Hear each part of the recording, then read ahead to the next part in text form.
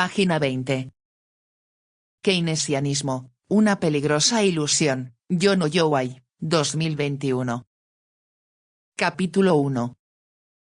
La rosa roja de Nissan.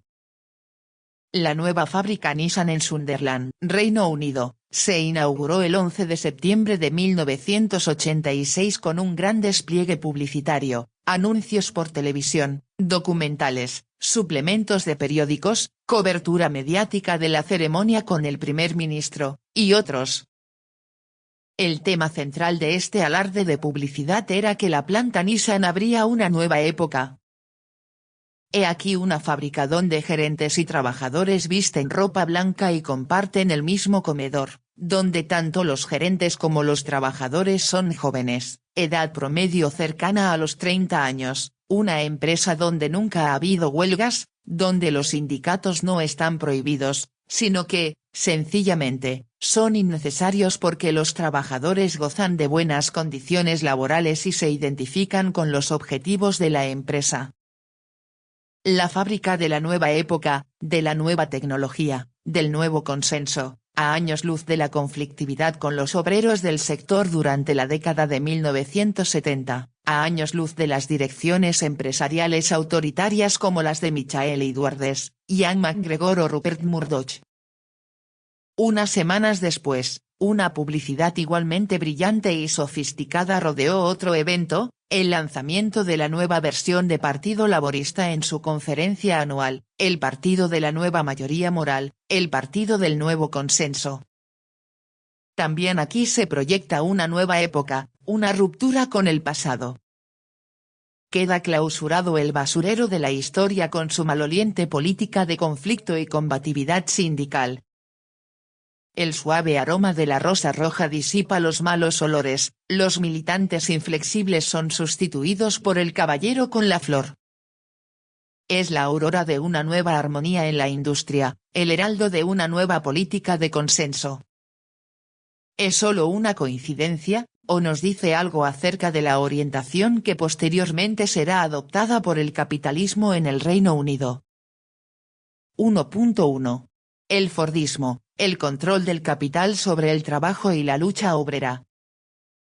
El contraste que sugiere la publicidad de la Nissan se confronta con la industria automotriz británica de la década de 1970, y en especial con la British Leyland. Si se puede ver a esta última como un símbolo de la crisis, entonces, la primera simboliza su solución exitosa. La British Leyland no solo simboliza la crisis de la industria automotriz o la crisis del capitalismo británico, sino la crisis de un modelo de producción, el Fordismo. Por el contrario, la Nissan representa no solo el éxito del capital japonés, sino un nuevo modelo de relaciones productivas, una tendencia denominada neofordismo o posfordismo.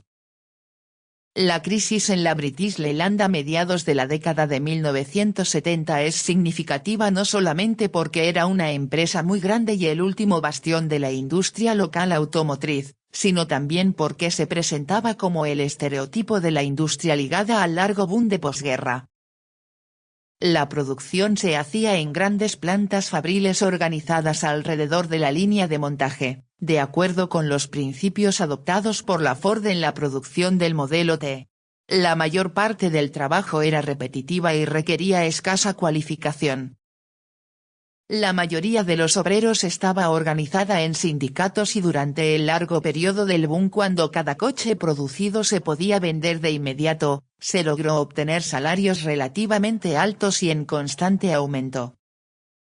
Trabajo aburrido, repetitivo y no cualificado en la fábrica, compensado por salarios relativamente altos, el típico pacto de paz fordista se mantenía. La forma de producir el modelo T por la Ford marcaba una tendencia general no solo por la utilización de la línea de montaje para la producción de automóviles, sino también debido a la forma en que se promovía el consumo al mismo tiempo como premio por producción y como su estímulo.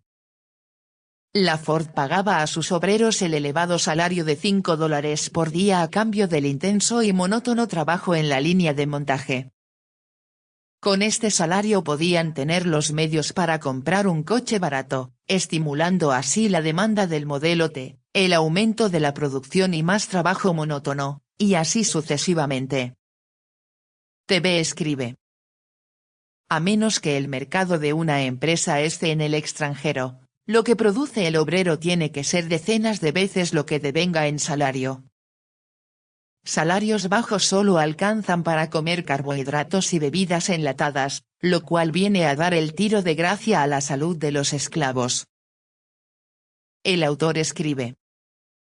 En la British Leyland las cifras eran diferentes, pero la esencia era similar, el principio central de la dominación capitalista de posguerra, aceptar la alienación mortecina y letal del trabajo hastiante a cambio de altos salarios que te permitirán vivir la vida del consumo de masas, que a su vez generará la demanda de los productos con mayor trabajo alienante y aburridor. Dado que, en general, eran varones quienes realizaban el trabajo en la fábrica mientras se veía a las mujeres como más directamente ligadas al consumo, este modelo de relaciones en el trabajo conllevaba el desarrollo de determinado modelo de relaciones de género y de determinado tipo de sexualidad. El modelo de dominación en la fábrica se complementaba con un modelo de dominación en el hogar, y sobre la base de estas relaciones se producían los coches. La alienación en la fábrica produce la alienación en el hogar, la que, a su vez proporciona un estímulo para mantener un trabajo alienado. La piedra angular de esta estructura en su conjunto eran los sindicatos y la práctica de la negociación colectiva. A partir de las tratativas anuales de negociación colectiva, el intercambio entre la muerte del trabajo alienado y la vida del consumo era negociado y renegociado periódicamente. En esta situación de equilibrio había, por supuesto, conflictos y desplazamientos de poder. El largo periodo de prosperidad relativa permitió a los trabajadores afirmar una importante relación de fuerzas. En la British Leyland la fuerza negociadora de los obreros, y las consiguientes limitaciones para la dirección de la empresa, se expresaron con la mayor claridad en el sistema de reciprocidad. Bajo este sistema, la patronal aceptó que no se podrían introducir nuevas tecnologías o reorganizar las normas laborales sin el consentimiento previo de los delegados sindicales. La reciprocidad era una notable encarnación de la fuerza de los trabajadores en la situación de equilibrio fordista. El principio de reciprocidad no significaba una reivindicación revolucionaria de los obreros para controlar la producción, sino que simplemente establecía que los derechos de la empresa eran limitados y que se debía pagar por cualquier intensificación del trabajo. Pagar por cambiar era el principio clave del sistema de reciprocidad. Por supuesto, esta nunca fue la historia completa. El contrato salarial fordista en la fábrica no podía funcionar mejor que un contrato matrimonial en el hogar. El intercambio entre el aburrimiento en el trabajo y la vida afuera nunca podía ser completamente exitoso.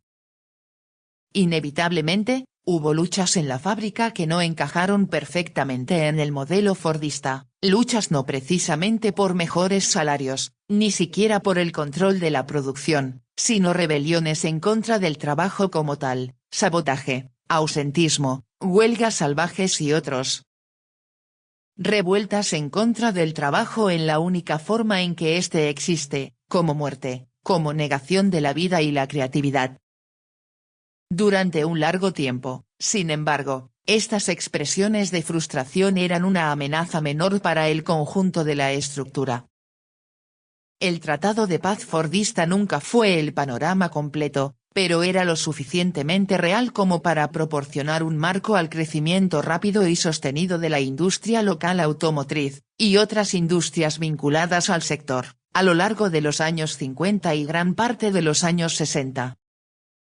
No obstante, su base de sustentación era muy frágil, como la de toda armonía social en una sociedad de clases. Por un lado, el equilibrio entre frustración y consumo siempre fue delicado, y potencialmente explosivo. Por otro lado, el conjunto del sistema presuponía la expansión del mercado, la venta relativamente fácil de los coches producidos. A finales de la década de 1960 y comienzos de la siguiente el modelo de dominación y producción comenzó a resquebrajarse. El hastío acumulado se combinó con la confianza generada por un largo periodo sin desempleo para determinar que fuera cada vez más difícil encerrar las frustraciones dentro de la fábrica. La explosiva frustración se expresó en una alta tasa de rotación de personal, ausentismo y sabotaje crecientes, y un frecuente estallido de huelgas. En el conjunto de la industria local automotriz la actividad huelguística creció fuertemente después de 1963 y de modo muy dramático a finales de los años 60 y principios de los 70. Entre 1969 y 1978 se perdió un promedio anual de más de 1.800.000 días de trabajo debido a las huelgas en la industria automotriz, en comparación con un promedio de 377.600 días por año perdidos entre 1950 y 1963, Marsden y otros, 1985, 121. Significativamente, la mayoría de estas huelgas no pedían mejores salarios, sino que se originaban en disputas sobre las condiciones de trabajo. En su informe anual de 1976 el presidente de la British Leyland reconoció, en nuestra fábrica, aunque relativamente pocos conflictos han tenido relación directa con el salario, se han producido tantas huelgas sin beneficio alguno ya sea para la empresa o para los empleados, que uno se ve obligado a concluir que la razón subyacente es el deseo de hacer una protesta, citado en Television History Workshop, 1985-81. La combatividad creciente de finales de los años 60 no se proponía meramente la renegociación del pacto fordista, es decir, obtener más salario por un trabajo detestable. Golpeaba en el núcleo central del fordismo mismo, los altos salarios ya no bastaban para contener la frustración acumulada.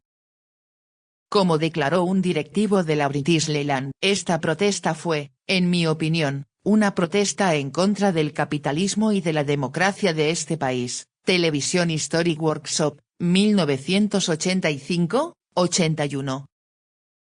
No se trataba de una situación revolucionaria. Ni en la British Leyland ni en ninguna otra parte del Reino Unido se planteaba un asalto revolucionario contra el capital.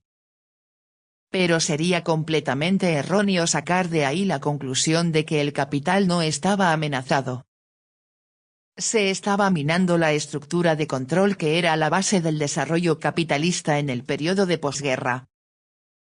La clase capitalista no corría peligro inminente de ser abatida, pero ciertamente ningún gerente o directivo de la British Leyland podía hablar con la confianza del centurión en los evangelios. Lucas, 7, 8, le digo a uno, ve, y él va, y al otro, ven, y viene.